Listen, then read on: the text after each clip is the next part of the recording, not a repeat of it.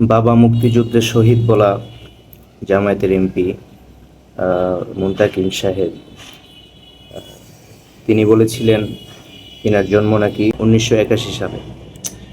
তো এটার পরপরই ফেসবুক অনলাইনে পুরা এই বিষয়টা নিয়ে তোলপাড়। যাই হোক, এটা নিয়ে কোনো কথা বলতে চাচ্ছিলাম না। মুনাফেকদের বিষয়ে বারবার কথা বলা, নিজেকে ছোট মনে করা, আমি মনে করি।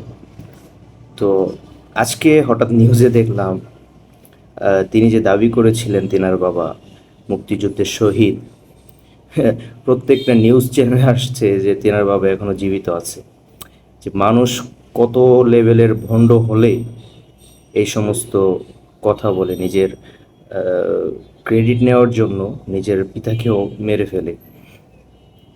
তো যাই হোক, এখন এটা বলতেছি আবার তাদের কিছু লালিত পালিত কিছু গুন্ডা পান্ডা দেখবেন যে কমেন্টে এসে আহ, প্রতিবাদের ঝড় তুলে ফেলতেছে কেন তাদের নেতার বিরুদ্ধে বললাম।